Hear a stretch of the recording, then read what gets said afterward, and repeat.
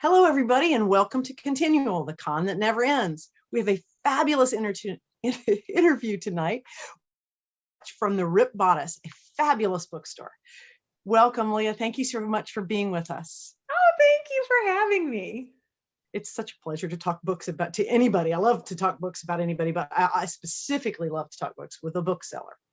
So tell me about the Ripped Bodice and how you got started.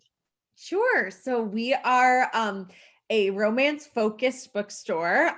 We're in Los Angeles. We're in a neighborhood / city called Culver City, which is sort of right in the heart of Los Angeles. We're very conveniently located to the airport. You can stop by on a layover. And currently, as far as we know, we are one of 2 romance-focused bookstores in America. The other one is actually outside of our hometown, which is in Chicago. And then there's one other we know of in the world, which is in Australia. So potentially there's others we haven't heard of, but we specialize in romance novels. We carry all different kinds. We have historical and contemporary and paranormal and old books, new books. We just about 2 months ago had our 5th anniversary. Yay! Congratulations. Thank you. It's really hard to believe. And it was, it was weird because it happened during a pandemic. So we couldn't really celebrate the way we wanted to, but we have been open for 5 years. And I'm one of 2 owners, and the other one happens to be my sister. And we originally decided to open this bookstore and we didn't have any money. So we did a Kickstarter campaign to raise the money. Well, I remember Romancelandia came through. I mean, absolutely, to the tune of $91,000. Wow, that's awesome. Yeah, and at that point there was no romance bookstore in the Northern Hemisphere, and it was incredible because we were going to open in LA, but most of the people who donated do not live in LA. And we're just like, we think this is a great idea and something that is great for the romance community in general. Oh, and you have been. Yeah, absolutely. We certainly hope so. And yeah, I mean, that seems a lot. It was about 6-ish years ago now. And I feel like we have evolved and changed so much, since we first opened in really big ways and in small ways. Like, just I think if we saw a picture of the interior of the store, we've probably replaced all the furniture because we're like, this one is too tall and this one is too short and none of these are on wheels, so we can't move them for events. And so yeah, it's really been, I always feel like, oh, maybe next year I'll feel settled, and like, I know what I'm doing now, and I still don't really feel that way. But yeah, it's a pretty great store, if I do say so myself. Absolutely. And it's been an interesting year. Yeah. But you all were one of the first. Now, first of all, I have to give serious props to y'all's windows. You guys do window displays. You post those on Facebook. They're awesome. Instagram too, right? Yes. You Instagram too, right? Yeah. And we try to get everything on kind of all of our social networks, but for the windows specifically, because of the way that Instagram stories work, I will usually put on the Instagram story the process of putting those together. Yeah. And it's one of the most unexpected parts of the job, because I went to art school and then I decided to become a business owner, and I was like, okay, well, I guess I'm done with that thing and I'll just be a business owner now.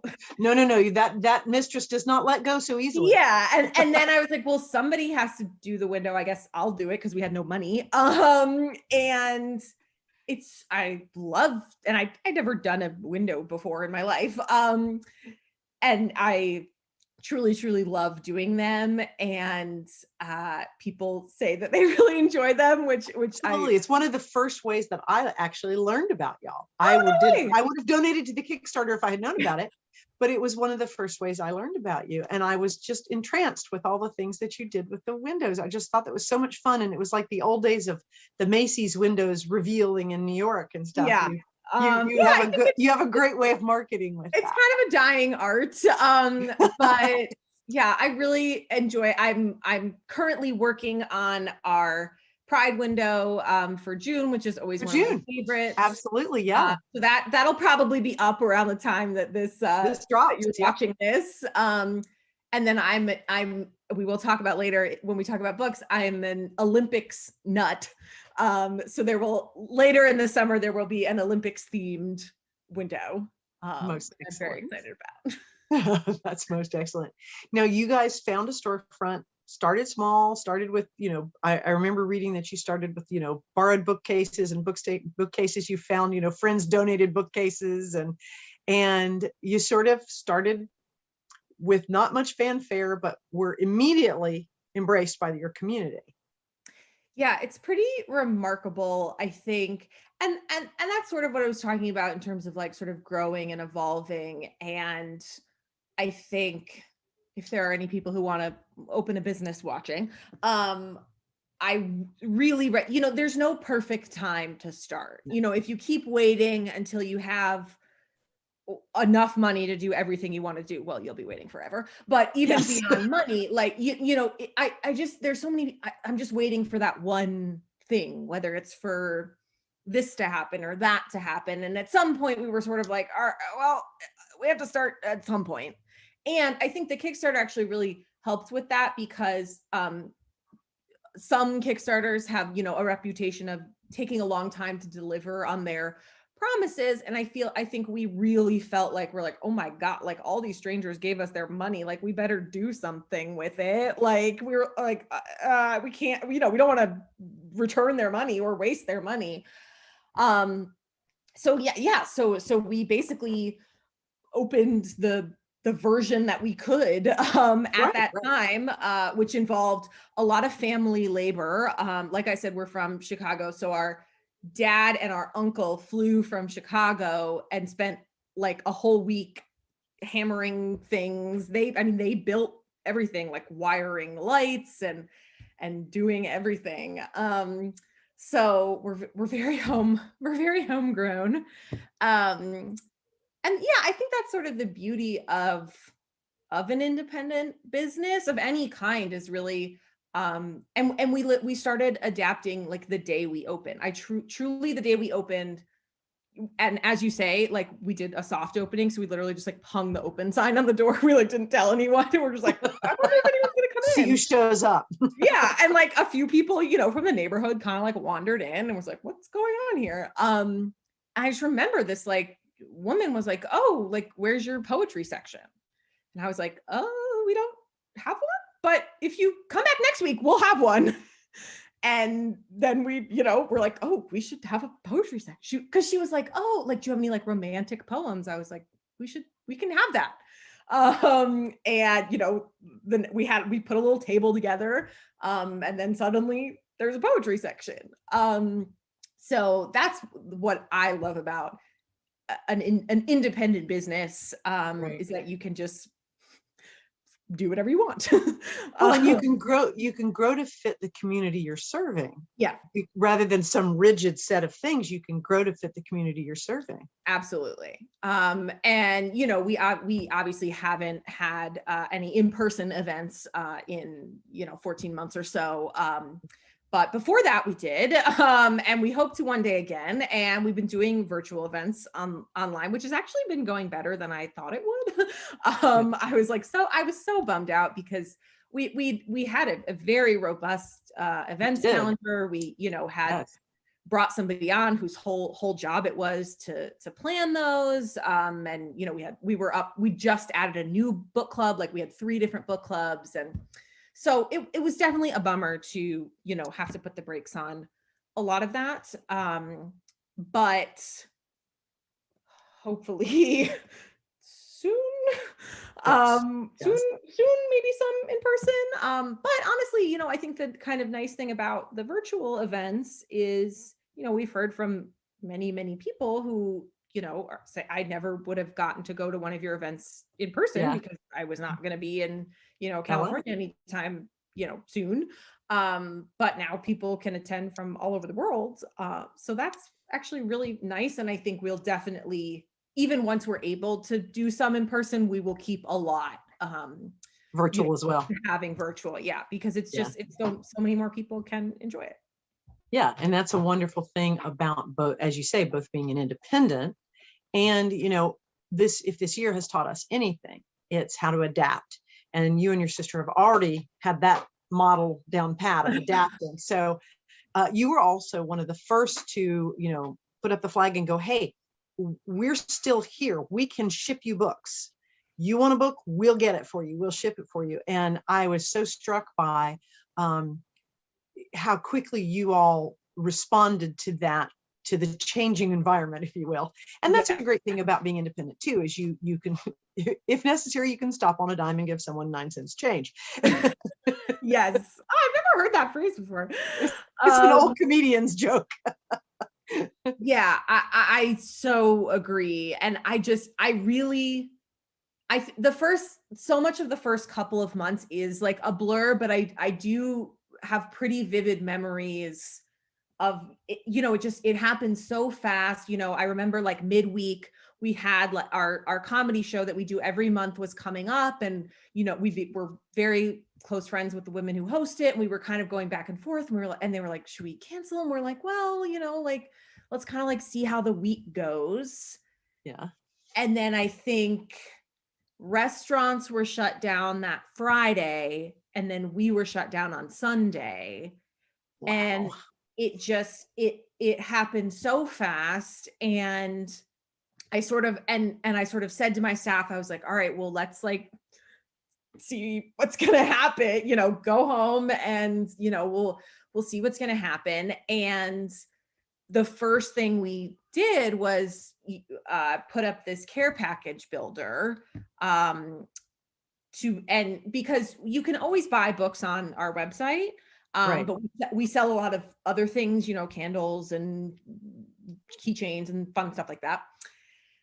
And so we were sort of like, okay, well, how are we going to sell this stuff? So, we put up this, we did on Google Forms so that people could sort of pick and choose all different kinds of things. And the point being, the thing that you're losing is the bookseller experience, right, where you say to somebody, I really love historicals, but I am also into vampires. Do you have anything that has both of them? Yeah. And so we were, people would write that, and we would, choose the books for them to try to sort of preserve that experience. And that was pretty much all I did, day and night for like 3 months or so while the actual storefront was closed. And it ended up being a real moneymaker. That's great. And people really enjoyed it, and they were sending them to themselves, but also, to people all over the country. And well, we all kind of needed a care package at this point. Yeah. And we are open in person. They let us be back open in person since June, and it's sort of, fluctuated, the number, it was very, very small for a long time. These days, Los Angeles has this like tier system of, how well we're doing. And we just got dropped to a better tier, not a worse tier. So that's good. Oh, that's excellent. Yeah. So that's good. So, yeah, I think we're sort of slowly starting to see more people out with no particular purpose. I think for a long time, yeah, people would, come in to pick up an order, wave, leave. Right. So I think our people are feeling a little bit more comfortable browsing now, which is nice. That's wonderful. Are you still doing a big business online as well? Yes. Yeah. I mean, it pretty much, pre pandemic, we did about 20 to 25% of our business online. Mhm. And then involuntarily did 100% of our business online. Right. And so we're hoping to, keep a lot of those online customers. Well, and you guys are so great at service. I'm sure that you will. Hopefully. Yeah, but it's really maintained like pretty much for the past year. We just 2 or 3 weeks ago was Independent Bookstore Day. Yes. Which is our holiday. And we were just furiously packing and shipping for like 2 weeks after that. So it's still quite good business online. That's excellent. I think a lot of, sorry, go ahead. no, go ahead. I was just going to say that we also started during the pandemic to do a subscription box, which was something that we'd always thought about, and people had said, I would buy this if you did this. And we were like, oh, we don't have time. Right. And we'll get to it when we get to it. And then suddenly we have nothing but time. So exactly. And as always, necessity is the mother of invention. And we were like, okay, now's the time to do it.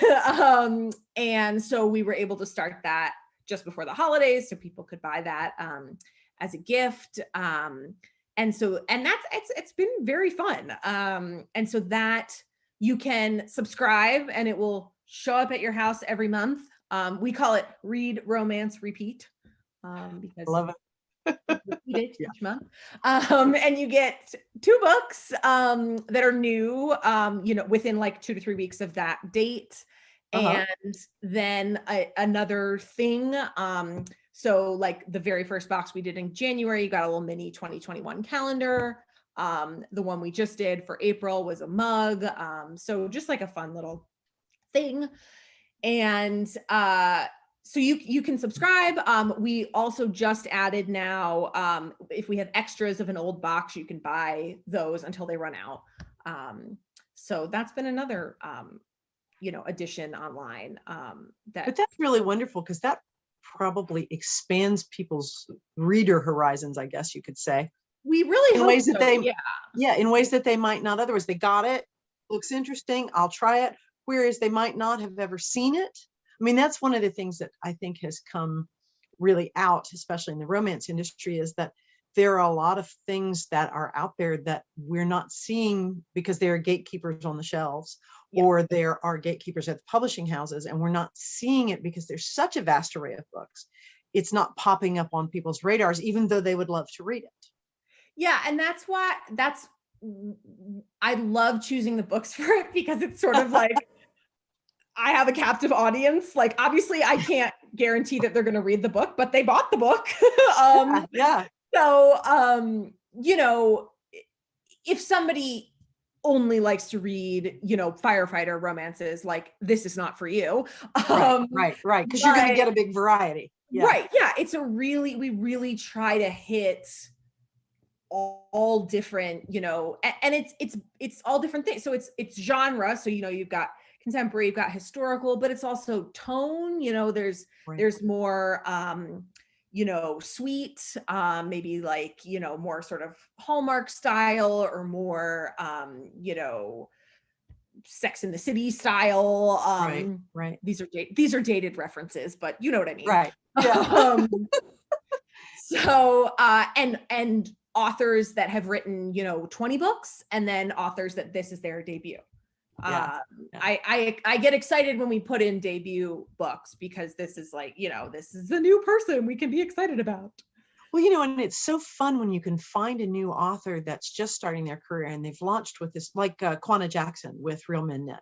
Yes. Fabulous debut book. And, I read it and I thought, I'm going to tell everybody about this, because this is a great book. And then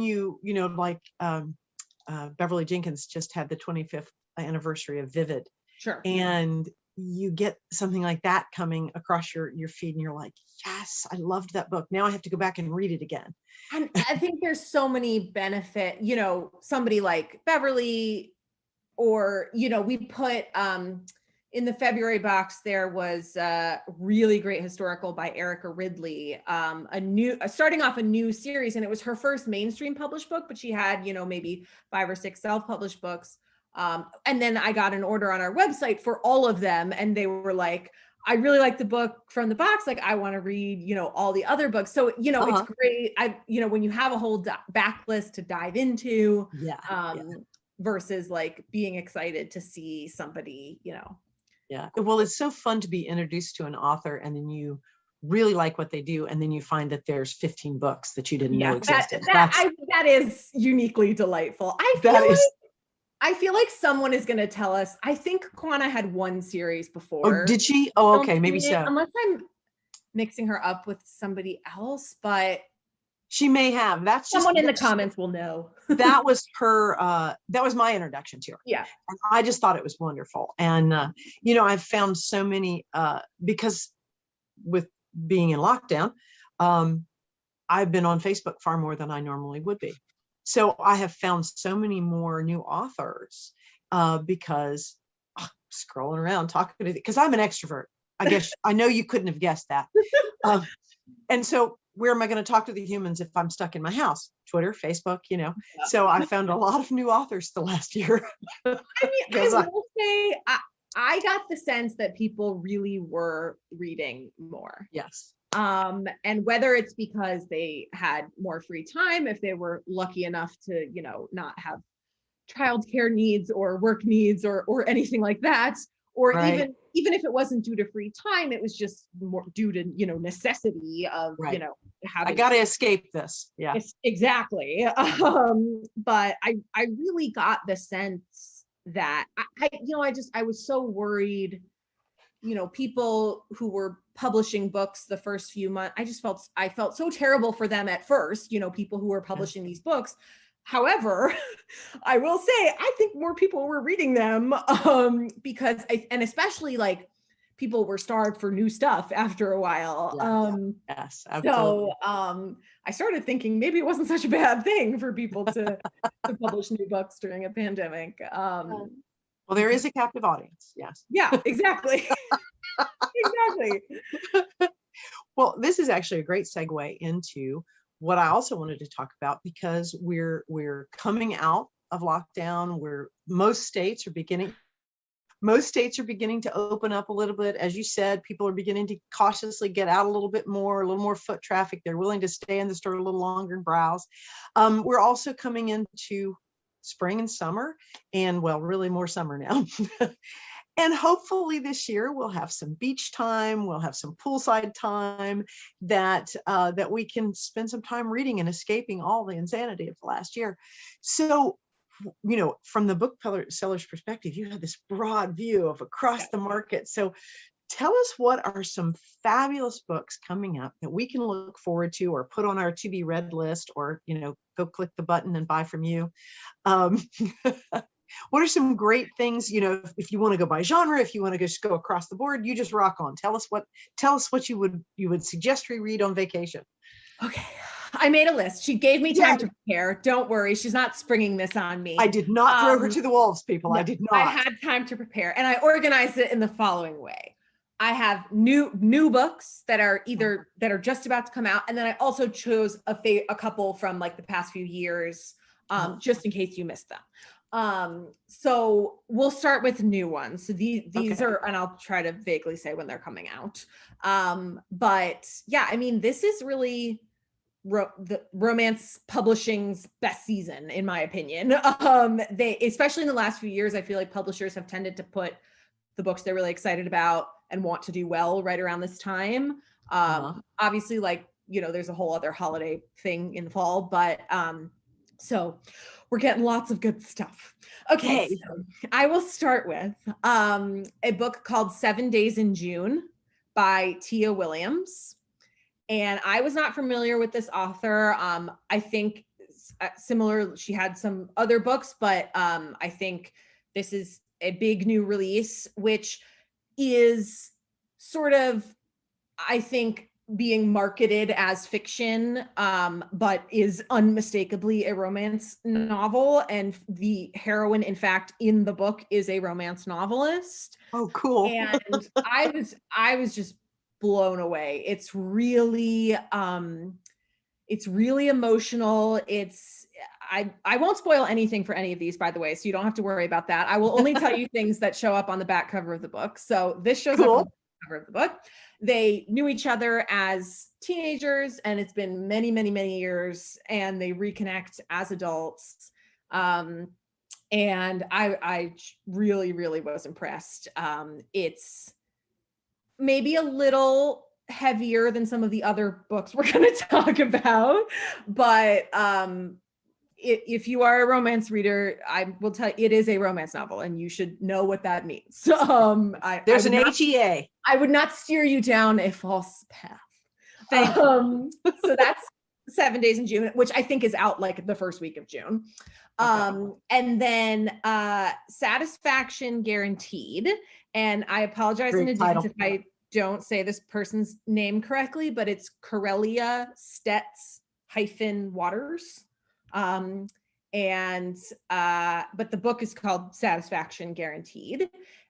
Great title. What a great title. Well, and it becomes better when you find out that it is about a woman inherits her, I think her aunt's business, which sold adult entertainment. And it's not doing very well. And this is a contemporary FF. So both of the members of the couple are women, and it's really an opposites attract. Like, you know, one of them is, you know, very sort of in the Lizzie Darcy model, like very buttoned up. And the other one is, you know, the free spirit, and they clash a lot. But I really loved it. I think people are really going to like it. And I always get excited when there's new FF, because there's just not very much of it, unfortunately. I wish there were more. Yeah. Especially from traditional publishers. So that's Satisfaction Guaranteed. If you would, I went with one that I would describe as extremely spicy. So if this, to tell you, this book will be shelved in the store as erotica. It is, not to mince words, very dirty. It's called Neon Gods by Katie Roberts, who's a fantastic writer. This is a backlist one. She has like 40 books. So you could really dive into her backlist, but this is a Hades and Persephone cool story. Yeah, which I don't think people do enough. No, I don't think they do either. Yeah, and in a both sort of trope sense, but in a literal sense, those are the characters' names, and it's a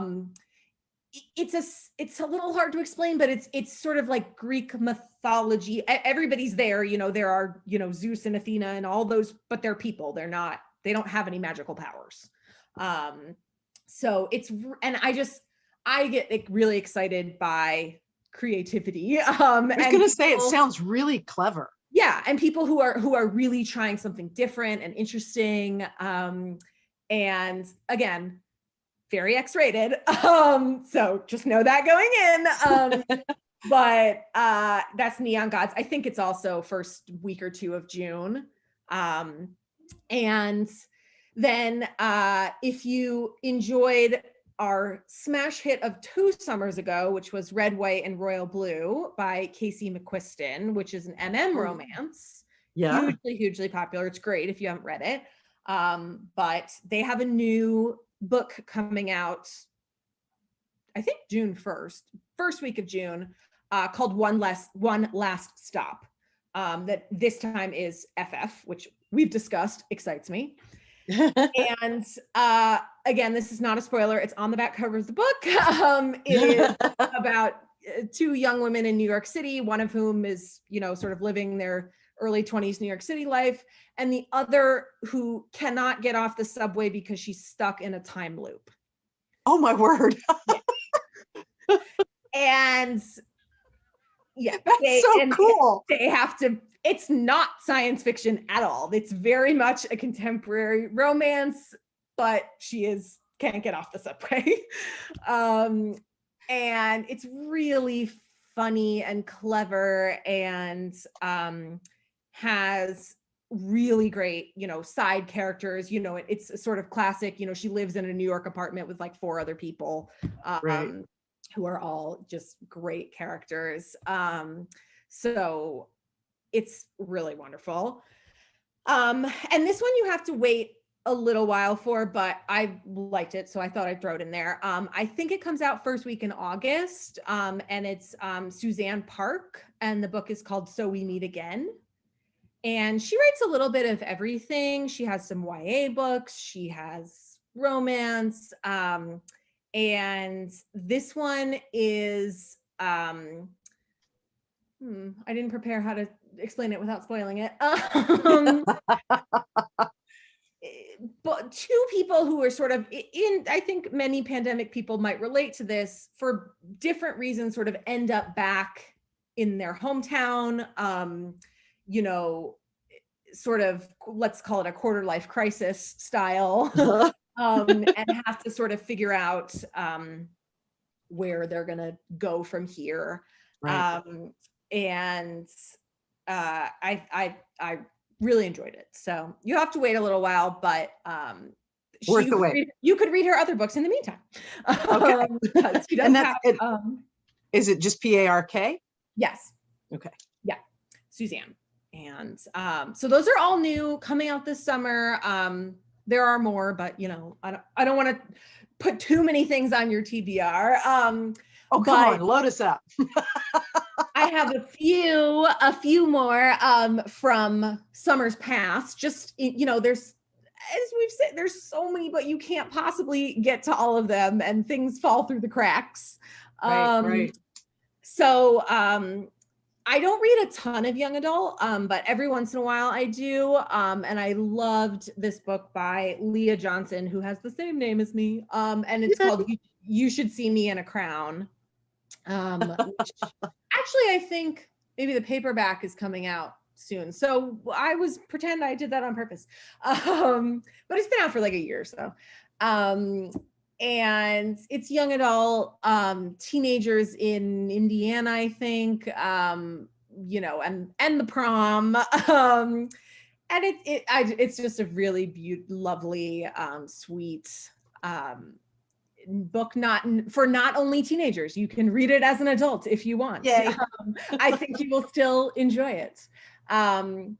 And I believe, don't quote me on this, now I'm worried I'm getting it wrong, but I believe this was her first book. So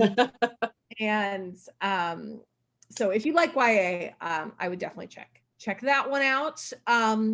Sonali Dev is an author that I have loved. Love her. Long time. Yeah. She's from Chicago, where I'm from, so yeah. Love that. Okay, wait, we have to pause here and say, White Sox or Cubs? Cubs?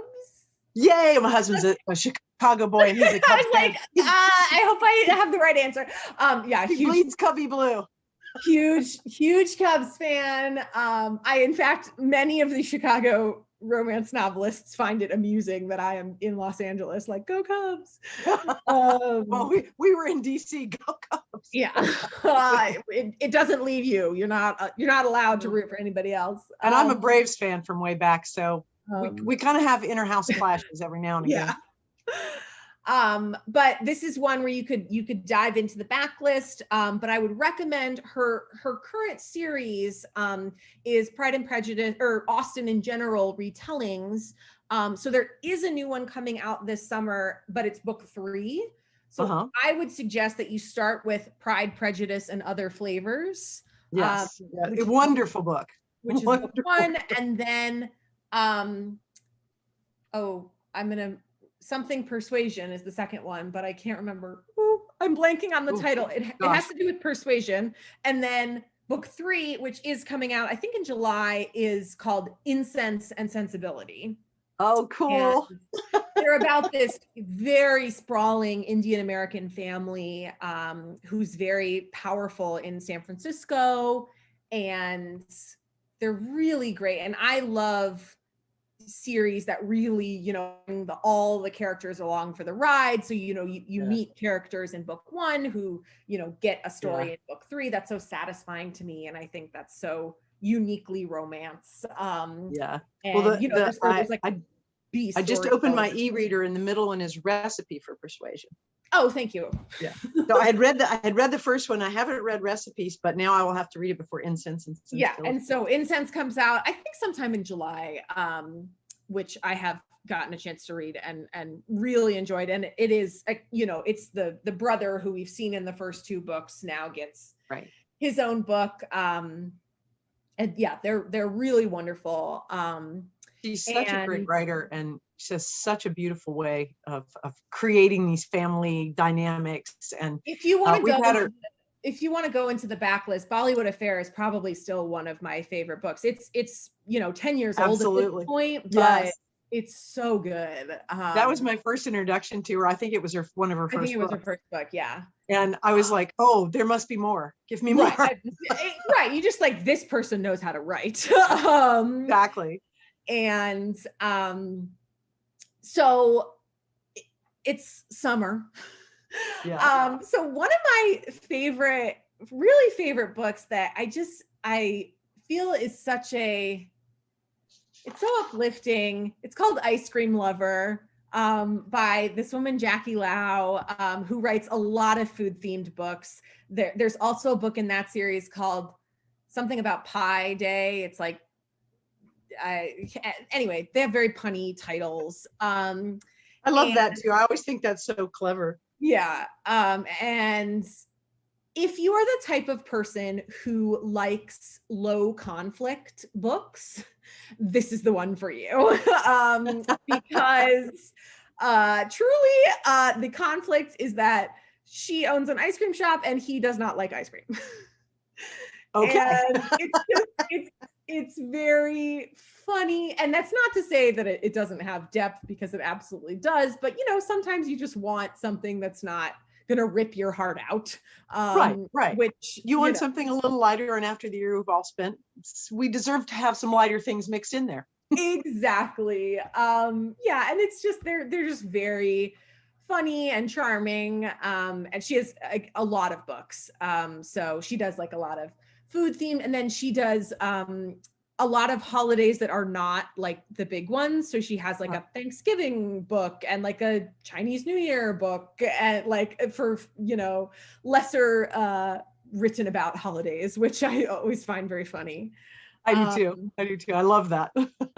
So that's Jackie Lau. And then last one, we previously mentioned, I love the Olympics. It is truly my favorite time of every 2 years or whatever messed up schedule we're on right now. But I just find it very inspiring to watch people, sort of like achieve their dreams. And there are not a ton of Olympic romances, I think maybe because of copyright. But I've never read one that's set around the Olympics. There are some, and there is a really great duology about Olympic swimmers. And the author is Layla Raine. That's Raine. Yeah, Layla has been a panelist for us several times. We love amazing. And the books are Relay and Medley, and they're separate couples, but they kind of go together. They're all, they're related. And they're about Olympic swimmers. And they're really fun, and just will hopefully get you excited for the Olympics. I love her Fog City series. It's a wonderful series. Yeah. Really gripping. Very sexy and really gripping, and great suspense. She is one of those people who can clearly write in a lot of different subgenres. And that's my list.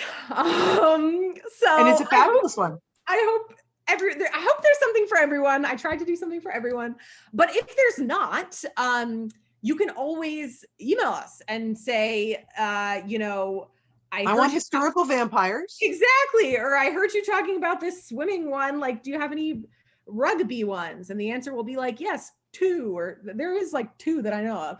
Nalini Singh. Nalini Singh has one of hers in her, what is it?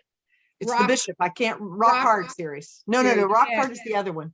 Anyway, but she's got one. Yes, so that was what I was thinking of. That was what I was thinking of. Anyway, you can email us and tell us what you're looking for, and we will do our best to help. All of these books should theoretically be on our website, and which is therippedbodicela.com, or you can just search The Ripped Bodice. It should come up. And what else should I tell the people? Well, you should tell the people how we can find you on, which is the social media, all Ripped Bodice LA, or is it the Ripped Bodice LA, or? It would be great if they're all the same. The website is the Ripped Bodice LA. Everything else is the Ripped Bodice. So okay. Twitter, Instagram, Facebook, we're the Ripped Bodice. We just add the LA for the website. But again, if you just Google it, it'll pop up. It'll pop up. That's right. We do something called Ripped Bodice Romance Bingo every year, which is really fun. On June 1st, we publish a bingo card that has squares. Like last year, it was like takes place in an apple orchard, or I don't know, we're teenage sweethearts, or things like that. Big like set in another continent or something like that. Anyway, right. All different kinds of things. And you can plug in your books as you read them, and then like when you were a kid and you read 5 books at the library, you can win prizes. Yay! So you go to our website. It's therippedbodicela.com/bingo. Or it'll just be on the home screen, and then you can, enter your name, and we give away books and shirts. And it goes all summer, June 1st to August 31st. And it's really fun. That is so cool, because some of us were just talking on a chat about how, the kids get ice cream at the end of the summer, or like fair tickets or something, if they've read so many books. What about us? Yes, this is that. That's great. That's great. And yeah, this is the 5th year. And people seem to have a lot of fun with it every year. And you can read, to try to get ones in a row, or, some people sort of be like, oh, that fits here. But eventually, hopefully you'll have to read a book that you might not otherwise, in order to, fill in a square. And then we usually let people get started for a couple of weeks, and then we'll tweet out like a couple recommendations for each square if you're having trouble. Yes. But it is very fun, and it's free. You don't have to do anything. You can just download. I bet that's super fun for y'all too, though, to pick the questions and pick the books. And it's fun. It's getting hard now, 5 years on, because I'm trying not to repeat any. So I have a list of like every category we've ever done. And I'm sure you've got some seriously avid readers who are like waiting to see what you're gonna. Right. Well, and so someone will like suggest something. They're like, how about like the horseback riding? And I'm like, oh, we did that in 2018. Can't do that again this year. So can't repeat. No. Maybe next year we can use the ones from 6 years ago. There you go. Anyway, it's very fun. We would love for you to join us for bingo. Absolutely. Well, and also everybody, please do check out when they post. Do you do it the first of every month when you post the new windows? Is that what it is? The first of the month, or do you? It's sort of based on like if there's a holiday or yeah. So but you guys all need to follow them on Instagram, because that is super cool. And it's super fun, and it's very creative. You are so creative with it, and it's so fun to see it sort of take shape and all that. Yes, so that there'll definitely be a couple this summer. Yeah, we're not on as exact a schedule as that. Well, but and all things being equal, the fact that you're even on any kind of schedule is great. It's just whenever it's done. Yes, that's really great. So thank you so much. Amazing fun to have you with us. Thank you so much for talking to us about some great books, telling us how you sort of got all this started. And everybody, if you're in LA, go to the Ripped Bodice, Culver City. It's awesome. And in the meantime, when you need a book, this is the indie bookstore to go to. Thank you for inviting me. I so appreciate it. Leah, it was great to have you with us. You hope you will come back soon, and I hope all of you will come back to ConTinual, the con that never ends.